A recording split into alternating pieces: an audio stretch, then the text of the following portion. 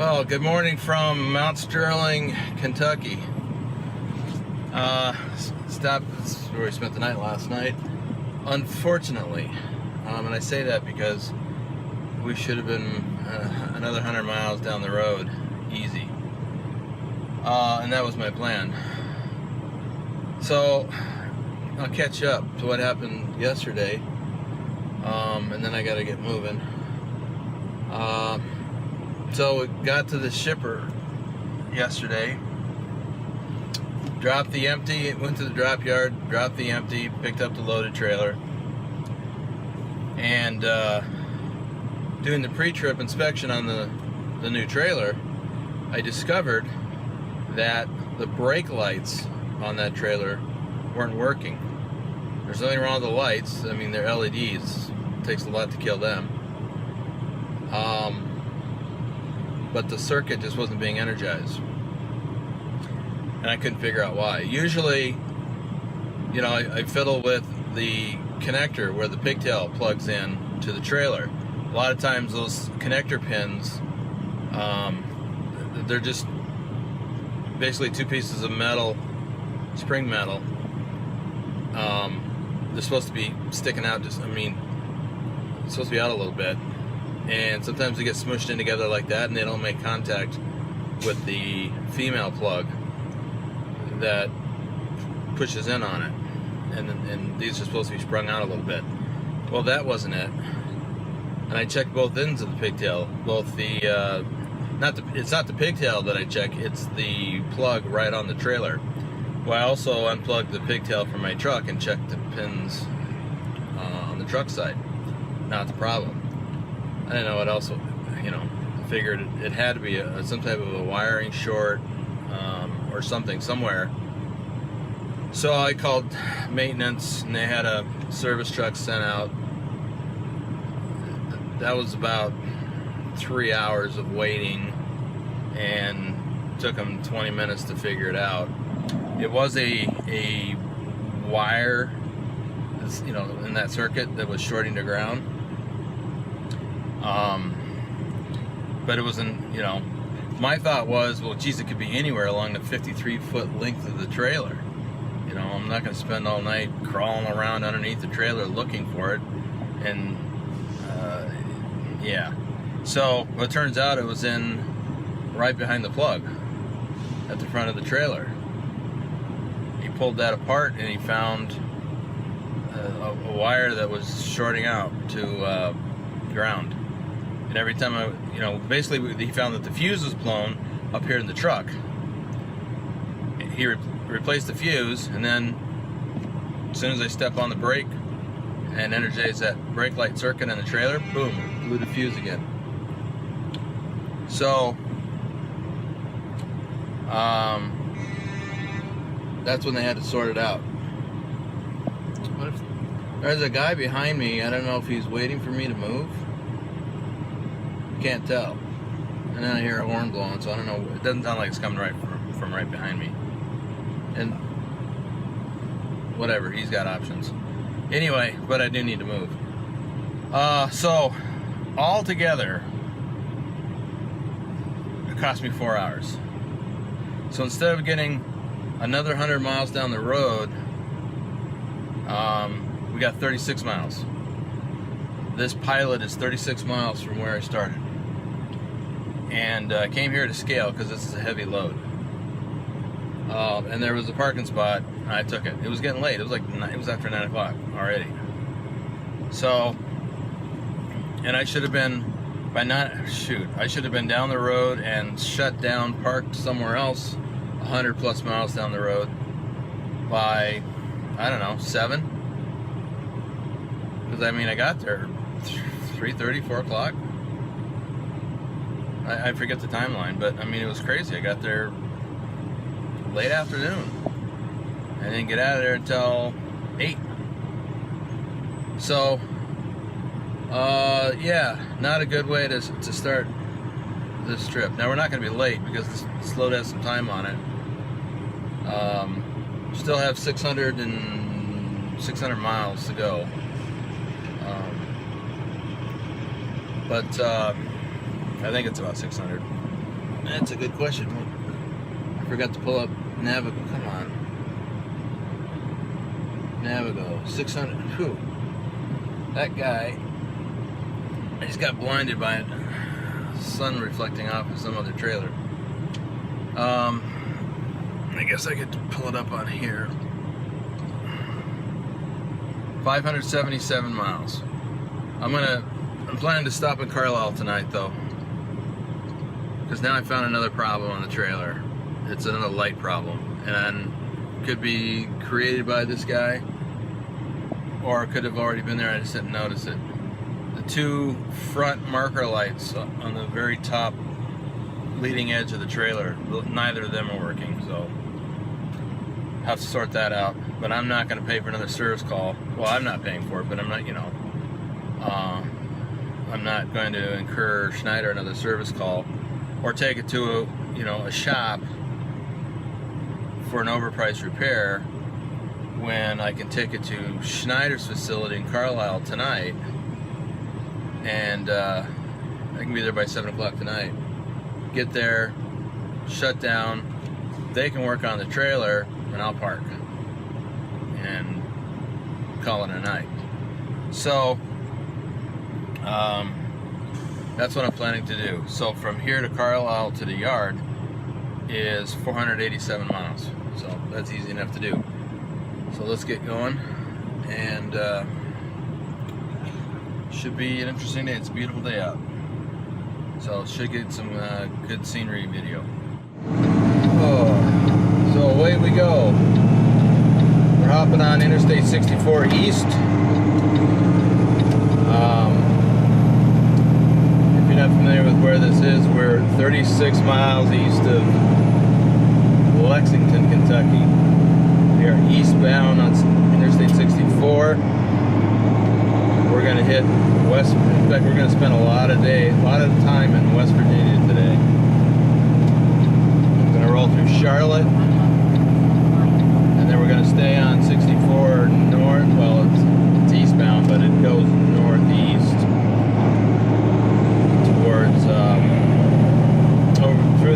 over the mountains, and into Virginia, where we'll pick up Interstate 81 and then take that north up to Carlisle.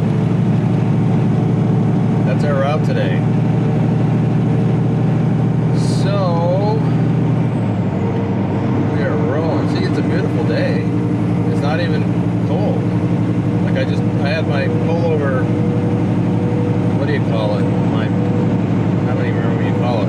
Kind of a flannel, not flannel. It's a cozy thingy. Anyway, I took that off because it's too warm for it. And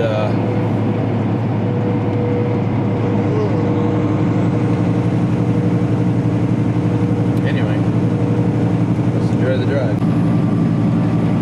Ruh-roh. Well, these cables probably saved someone's life. That car didn't come over here and cause a head-on collision.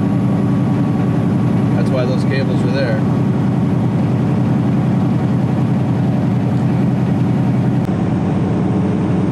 We are leaving Kentucky, and as we cross over this river up ahead, we will enter West Virginia.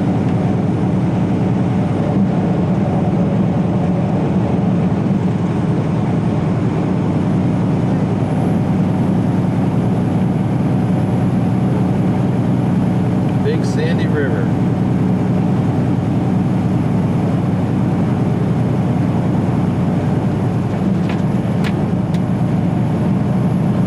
Stinky.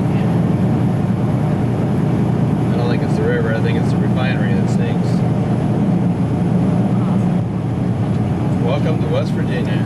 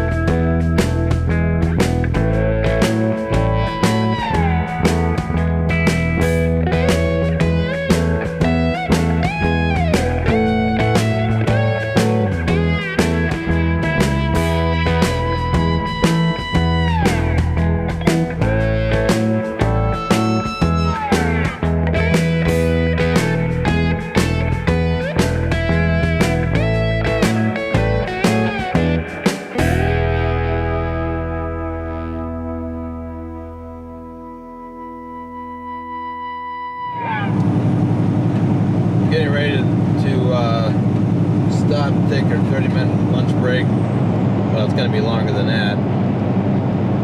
I got to get on the computer and check the load board.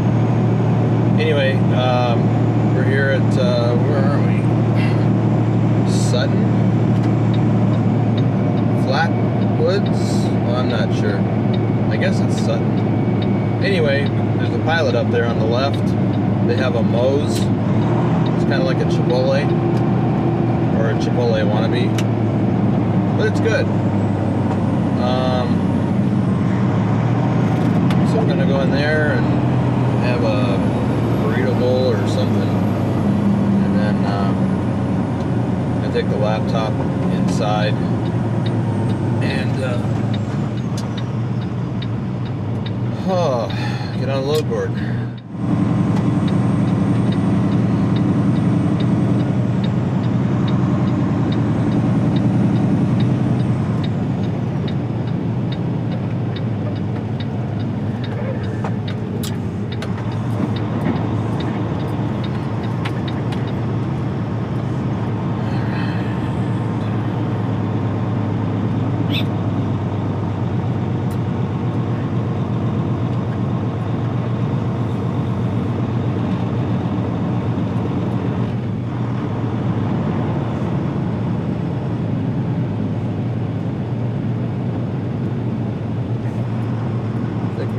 Go around and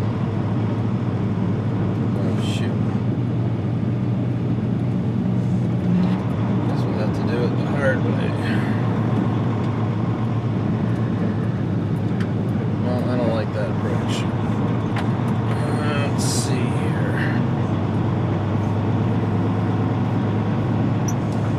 Dang, there's too much stuff in the way. Do it this way then.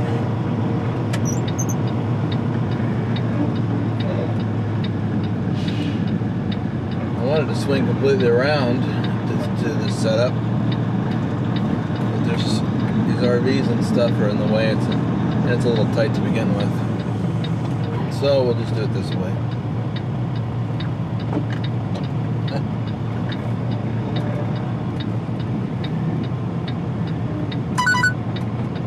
Yeah.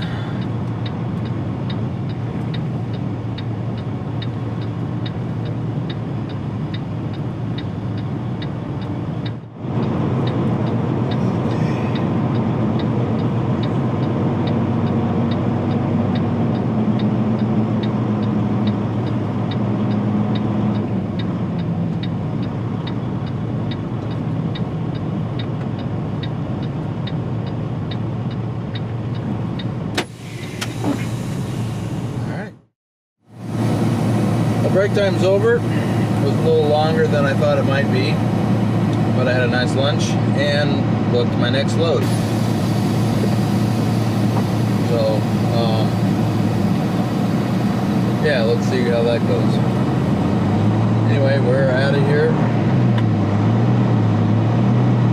and continue on our way. We've covered 209 miles, and that was my first stop. So I drove quite a ways on my first leg without taking a break. So I don't feel too bad about taking a little extra lunch. Anyway, we still have 281 to go, give or take.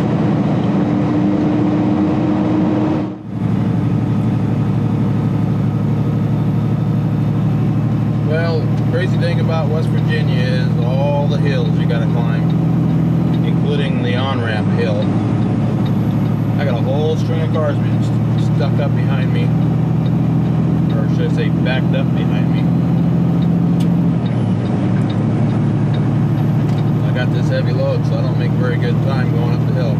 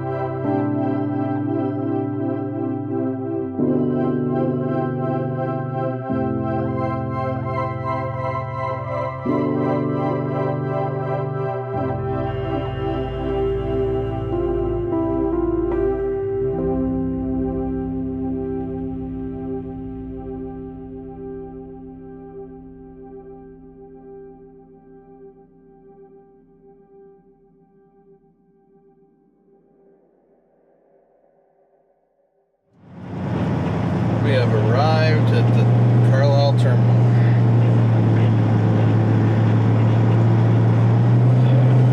I am ready to call it a day.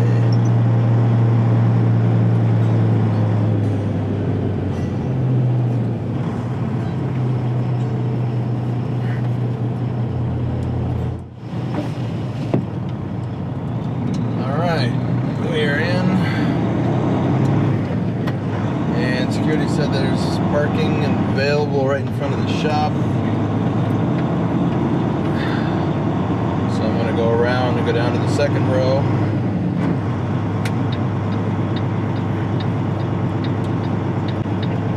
Yeah, there appears to be quite a bit of parking back here in this second row. So I'll grab this one here between two other people that are already parked.